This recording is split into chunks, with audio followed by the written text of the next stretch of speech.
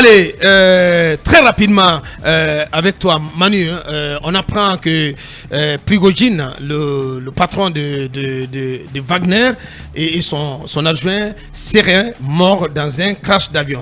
Encore une fois, il faut rester prudent sur l'info.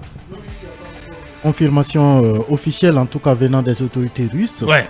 Mais toujours est-il qu'un crash a été montré. On voit évidemment sur certaines images l'avion carrément piqué du nez et au sol également des flammes. Mais pour l'instant, oui, il n'y a pas eu de communiqué officiel émanant des autorités russes pour dire que Prigojine faisait partie du crash. Ouais. Toujours est-il qu'on parle d'un avion à bord duquel il y avait 10 passagers, ouais, avec les membres d'équipage et parmi les 10 personnes donc aucun survivant. Aucun survivant, oui, ouais. Et on pense que Prigojine faisait partie.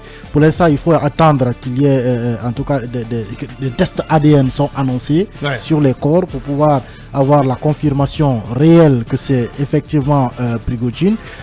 Pour l'instant, en tout cas, du côté russe, il n'y a pas eu de cette communication. Ce sont les médias, les agences de presse russes qui ont relayé l'information. Ouais. Et à écouter aussi les autres pays du monde, on a l'impression que, parce que chacun a aussi son service de renseignement qui lui permet un peu de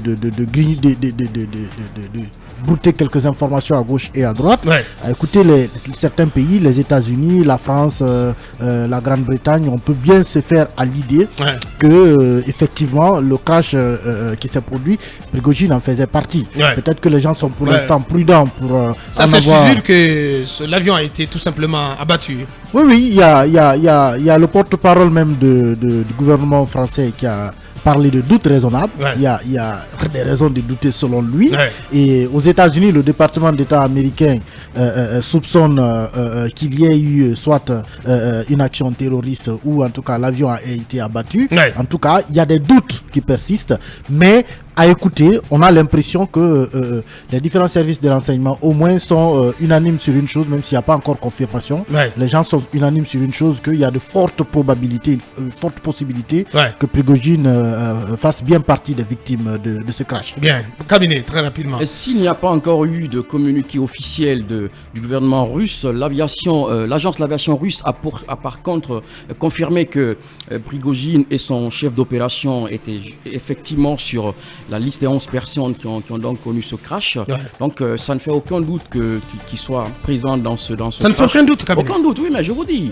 ça ne fait aucun doute, ouais, quand vous écoutez un peu, ouais, les chansons. Sauf que voilà, il n'y a rien d'officiel pour l'instant. Voilà. Oui, vous savez, c'est quand même la Russie, c'est tout ce qu'il y a comme omerta. Et vous savez aussi que Wagner, le patron de Wagner, c'est un peu l'homme aux plusieurs faces. Il était récemment d'ailleurs, en tout cas sur le continent africain, selon une vidéo qui a fuité sur les médias. Oui, et notamment sur Telegram, qui est donc le réseau social qui écume un peu toutes les chaînes, ouais, les chaînes médiatiques. Peut-on dire que Prigojine aurait payé pour sa bravade à l'encontre de Poutine, sa récente bravade contre, ouais, Poutine? Oui, vous savez, en juin, il était entré en rébellion, ouais, contre la Russie, contre le gouvernement contre russe. Kremlin, on va dire. Il s'était attaqué à l'establishment militaire qu'il a donc brocardé. Et à l'époque, le président russe avait trouvé que c'était une trahison. Et pour Poutine, les trahisons se payent cash. Je pense qu'il a payé sa trahison. Ouais. Et on verra ce qui va se passer. Est-ce que désormais l'orientation de Wagner va changer? Ouais. Et on sait que Prigojine n'était pas assez tendre avec la bureaucratie militaire et tout. Bon, ouais, on verra. Merci, cabinet. Ouais. Quelles conséquences d'une éventuelle disparition confirmée de Prigojine sur en tout cas le déploiement des troupes de Wagner sur le continent africain? Alors, il faut s'attendre à des mutations, à des changements importants, parce que... Un retrait de Wagner de la Centrafrique et du Mali principalement? Je ne crois pas à un retrait tout de suite, mais vous savez, le groupe Wagner s'identifiait à Prigojine qui était la personnalité forte. Ouais. Donc sa disparition, si c'est confirmé, vient remettre un peu en cause même l'efficacité de cette milice armée russe du côté du Mali, du Burkina, en tout cas dans plusieurs pays aujourd'hui où ce groupe-là intervient. Mais pour terminer, je rejoins parfaitement Cabinet.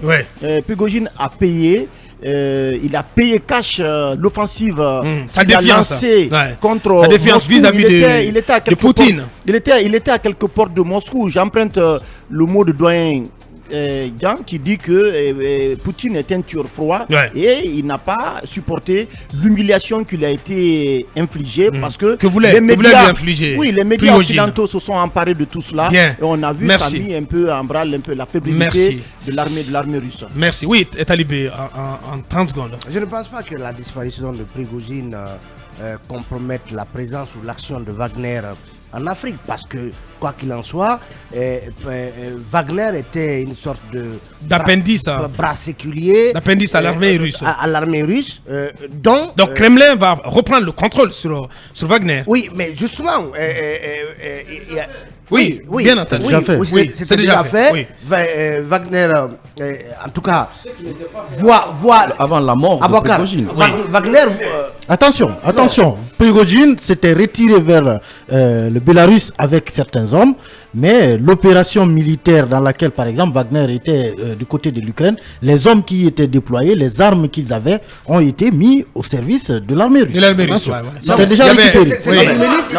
C'était déjà récupéré. Il y avait comme une nationalisation de Poutine l'avait fait depuis la tentative de rébellion. Bien sûr. C'était en cours. C'était pas achevé. La précision est importante. Bien.